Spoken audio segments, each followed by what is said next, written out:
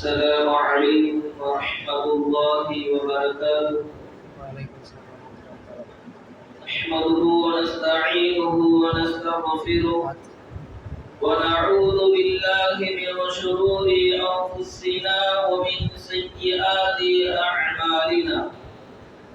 من يهده الله فلا مضل له ومن يضلل فلا هادي له. واشهد ان لا اله الا الله وحده لا شريك له واشهد ان سيدنا مولانا محمدا عبده ورسوله. وقال تعالى في القران المجيد والفرقان الحميد بعد أعوذ بالله من الشيطان الرجيم بفضل بسم الله الرحمن الرحيم. وقال تعالى ألا بذكر الله تطمئن القلوب. وقال نبينا صلى الله عليه وسلم الدنيا سجن المؤمنين وجنة الكافرين أو كما قال عليه الصلاة والسلام.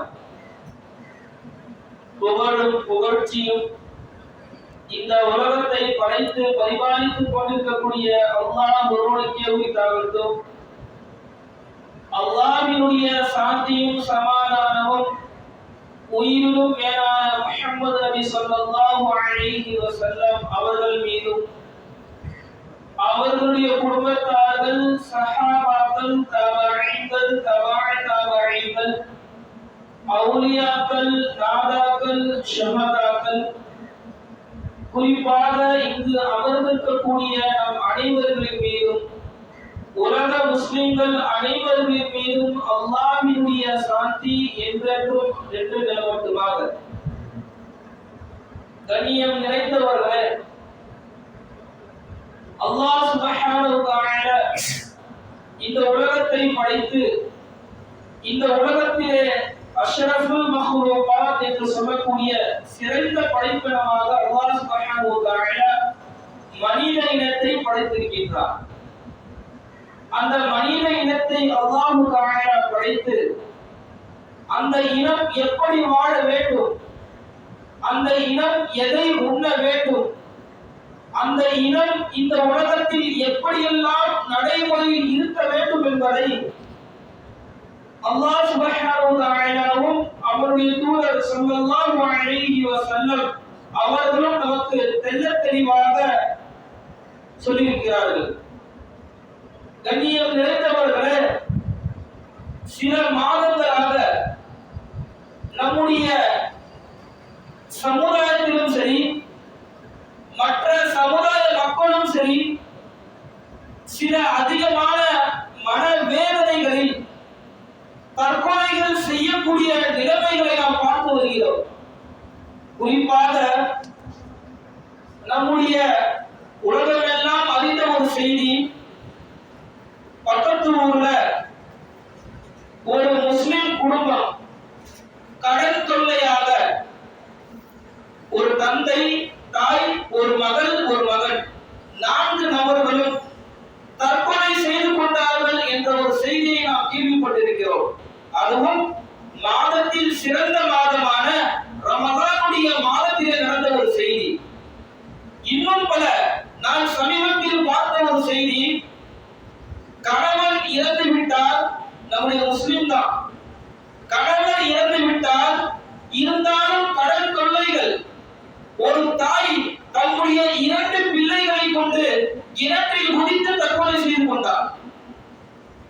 கண்ணியம் நிறைந்தவர்களே, இன்றைக்கு மக்கள் எல்லாம் எதை நினைத்துக் கொண்டிருக்கிறார்கள்?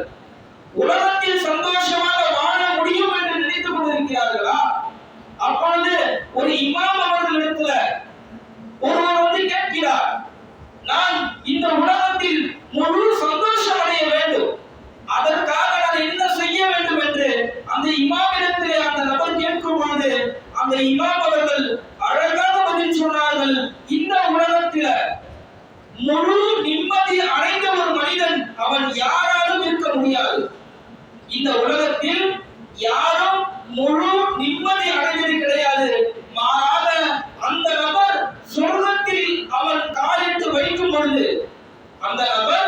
சொர்க்கத்தில முதல் காலடியை வைக்கும் பொழுதுதான் அந்த மனிதனுடைய உள்ளம் முழு நிம்மதி அடையும் என்பதாக அந்த இமாம் அவர்கள் அழகாக சொல்லி காட்டியிருக்கிறார்கள். அப்போ இந்த உலகத்தில யாராலையும் எவ்வளவு பெரிய கோடீஸ்வரர் இருக்கலாம், எவ்வளவு பெரிய பதவி உயர்ந்தவராக இருக்கலாம், ஆனால் யாராலையும் இந்த உலகத்துல முழு நிம்மதி அடைய முடியாது. மாறாக சொர்க்கத்தை தவிர கண்ணியம் நிறைந்தவர்களே, இன்றைக்கு மக்கள் எல்லாம் அற்ப துனியாவிற்காக, அவர்கள் இந்த அற்பமான இந்த உலகத்திற்காக தற்கொலை செய்து கொண்டிருக்கிறார்கள். காரணம் என்ன தெரியுமா? நாம் பல காரணங்களை நாமும் கேள்விப்பட்டிருக்கிறோம். பள்ளிக்கூடத்துல சரியாக மார்க் எடுக்க சொல்லி அந்த பிள்ளைகள் தற்கொலை செய்து கொள்கிறார்கள். கடன் வாங்கிவிட்டு செலுத்த முடியாத நிலைமையில் தற்கொலை செய்து கொண்டிருக்கிறார்கள். தம்முடைய குடும்பத்தில் பல பிரச்சனைக்காக தற்கொலை செய்து கொண்டிருக்கிறார்கள். ஆனால் அல்லாஹ் சுப்ஹானஹு வ தஆலா நம்முடைய திருமறையில் இப்படி சொல்லி காண்பிக்கின்றார், லா யுகல்லிஃபுல்லாஹு நஃப்ஸன் இல்லா வஸ்அஹா. நம்முடைய ஆத்மா தாங்கிக் கொள்ளாத அளவை விட எந்த ஒரு ஆத்மாவிற்கும் அல்லாஹ் சுப்ஹானஹு வ தஆலா துன்பங்களை தரவில்லை என்பதாக சொல்லி காண்பிக்கிறார். அப்போ ஒரு ஆத்மாவான ஒரு மனிதனால எவ்வளவு துன்பங்களை தாங்கிக் கொள்ள முடியும் என்பதை ரப்பு அறிந்தவர். அந்த ரப்பு அவ்வளவு துன்பங்களை மாத்திரம் தான் கொடுப்பானே தவிர அந்த ஆத்மா அந்த துன்பத்தை தாண்டி எந்த ஒரு துன்பத்தையும் அல்லாஹ் தஆலா தருவது கிடையாது. இதை நாம் முதலில் விளங்கிக் கொள்ள வேண்டும். கண்ணியம் நிறைந்தவர்களே, இந்த உலகத்தில் மக்கள் எல்லாம் நினைத்துக் கொண்டிருக்கிறார்கள், நான் முழு நிம்மதி இந்த உலகத்தில் அடையவில்லை, ஆக நான் தற்கொலை தான் எனக்கு சிறந்த தீர்வு என்பதாக நினைத்துக் கொண்டிருக்கிறார்கள். ஆனால் இவை அல்ல நிரந்தர தீர்வு. கண்ணியம் நிறைந்தவர்களே, ஒரு சஹாபி கைபர் போர்ல கலந்து கொண்ட ஒரு சஹாபி ரசூலுல்லாஹி ஸல்லல்லாஹு அலைஹி வஸல்லம் அவரை பார்த்து இவர் நரகவாதி என்பதாக சொல்கிறார்கள். அவரை பார்த்து இவர் நரகவாதி என்பதாக சொல்கிறார்கள். அப்போ இந்த சஹாபி அந்த போரில் கலந்து கொண்டு சிறந்த முறையில் அந்த போரில் ஈடுபடுகிறார். அந்த போரெல்லாம் முடிந்த பிறகு மக்கள் எல்லாம் கேள்விகள் எழுப்புகிறார்கள். இவர் எவ்வளவு சிறப்பான முறையிலே இந்த போரில் ஈடுபட்டு கொண்டிருக்கிறார், இந்த மார்க்கத்திற்காக தியாகத்தை செய்து கொண்டிருக்கிறார். இவரை பார்த்தால் ரசூலுல்லாஹி ஸல்லல்லாஹு அலைஹி வஸல்லம் நரகவாதி என்று சொன்னார்கள். ஆனா அதற்கு பின்பாக நடந்த ஒரு செய்தி, அந்த சஹாபி அந்த போரில் ஈடுபட்டு தம்முடைய உடல்கள் எல்லாம் காயங்களால் மாய்ந்து காயங்கள் ஏற்பட்டு விட்டது. அந்த காயத்தின் வலிகள் தாங்க முடியாமல் அந்த சஹாபி ஒரு அன்பினை எடுத்து தம்மை மாய்த்து கொண்டார். அதற்கு பின்பாகத்தான் மக்கள் எல்லாம் ரசூலுல்லாஹி ஸல்லல்லாஹு அலைஹி வஸல்லம் அவர்களிடத்தில் வருகை தருகிறார்கள். யா ரசூலுல்லாஹ், இது போன்ற செயலை அந்த சஹாபி செய்துவிட்டார் என்பதாக நீங்கள் சொன்னது சரிதான் யா ரசூலுல்லாஹ் என்பதாகத்தான் அந்த சஹாபாக்கள் பிறகு சொன்னார்கள். கண்ணியம் நிறைந்தவர்களே, இன்னும் சொல்ல போனால் சொன்னாங்க ரசூலுல்லாஹி ஸல்லல்லாஹு அலைஹி வஸல்லம், ஒருவன் இந்த உலகத்திலே தன்னுடைய உயிரை மாய்த்து கொண்டார். ஒருவர் இந்த உலகத்திலே தன்னுடைய உயிரை எதை போன்று மாய்த்துக் கொள்கிறார்களோ அதை போன்று தான் அவர்களுக்கு மறுமையிலே தண்டனை ஏற்படும் என்பதாக சொன்னார்கள். கண்ணியம் நிறைந்தவர்களே, தற்கொலை செய்துவிட்டால் அது எவ்வளவு பெரிய ஆளாக இருந்தாலும் சரி, எவ்வளவு பெரிய இபாதத்துடைய ஆளாக இருந்தாலும் சரி, அவர் ரசூலுல்லாஹி ஸல்லல்லாஹு அலைஹி வஸல்லம் சொல்லியிருக்கிறார்கள், நரகவாதிகள் தான். இன்னும் சொல்ல போனால் நம்முடைய மார்க்கத்துல ஜனாஸா தொழுகை வைக்கிறார்கள். காரணம் என்ன தெரியுமா? அவர்களுடைய பாவங்கள் மன்னிக்கப்பட வேண்டும், அவர்களுக்காக துஆ செய்ய வேண்டும் என்ற எண்ணத்தோடு தான். ஆனால் யார் தற்கொலை செய்து கொள்கிறார்களோ, யார் தற்கொலையில் தம்முடைய உயிரை மாய்த்துக் கொள்கிறார்களோ அவர்களுக்கு ரசூலுல்லாஹி ஸல்லல்லாஹு அலைஹி வஸல்லம் ஜனாஸா தொழுகை வைக்க முடியாது என்று சொல்லிவிட்டார்கள். அப்போ நாம தற்கொலை செய்து விட்டால் நமக்கு என்ன இல்லை, ஜனாஸா தொழுகை கூட கிடையாது. ஆனால் இன்றைக்கு மக்கள் எல்லாம் இந்த அற்ப துனியாவிற்காக தம்முடைய உயிரை மாய்த்துக் கொண்டு அல்லாஹ்வுடைய அந்த விதியை முந்திக் கொள்கிறார்கள்.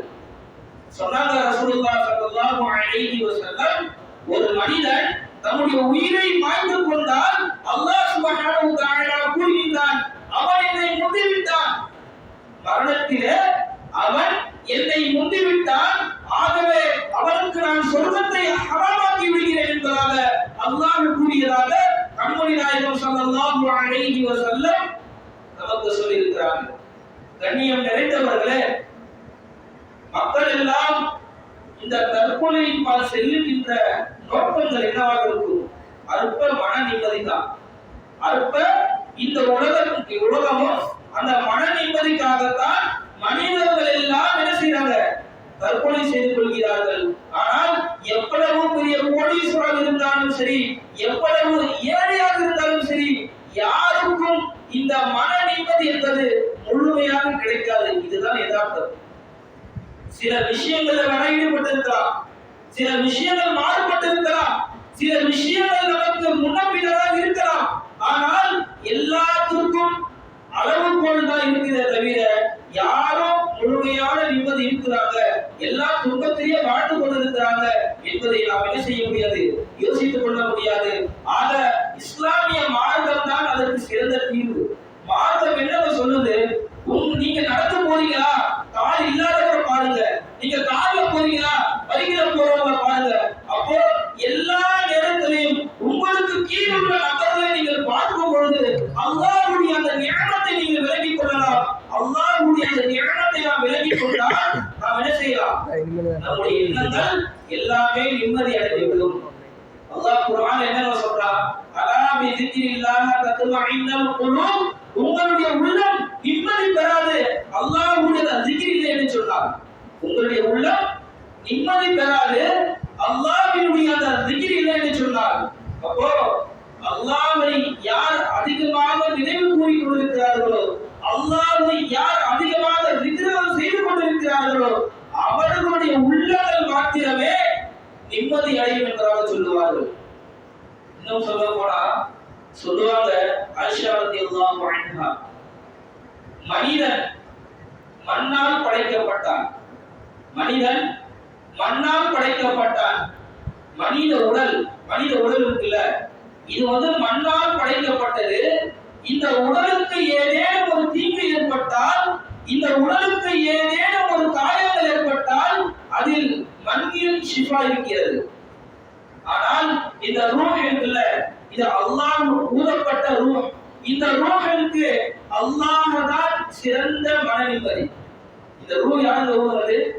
அல்லாஹ் தான் என்ன செஞ்சா, மனிதனை படைத்து மண்ணால் படைத்து அந்த ரூஹை அல்லாஹ் ஊதினான். அப்போ மனித உடல் மண்ணால் படைக்கப்பட்டது. இந்த மண்ணிற்கு மனித உடல்ல ஷிஃபா இருக்குது. ஆனா இந்த ரூஹ் இருக்கிறதே கல்பு, இது அல்லாஹ்வால தான் முடியும். அப்போ அல்லாஹ்வுடைய zikr இருந்தால் மாத்திரம்தான் நம்முடைய உள்ளம் நிம்மதி அடையும். அல்லாஹ் சுப்ஹானஹு வ தஆலா எல்லா சமுதாய மக்களையும் அல்லாஹ் சுப்ஹானஹு வ தஆலா இந்த துன்பத்தில் இருந்து பாதுகாத்தல் புரிவானாக. மேலும் அல்லாஹ் சுப்ஹானஹு வ தஆலா உலக முஸ்லிம்கள் அனைவரையும் இந்த போரினால் ஏற்படக்கூடிய அனைத்து வித கஷ்டங்களையும் அல்லாஹ் நிரந்தர தீர்வை கொடுத்து அல்லாஹ் தஆலா எல்லா விதமான கஷ்டங்களையும் போக்கல் புரிவானாக. وآخر دعوانا أن الحمد لله رب العالمين. بارك الله لنا ولكم في القرآن العظيم ورفعنا بالآيات والذكر الحكيم. إنه تعالى جواد كريم رؤوف رحيم ورب حليم.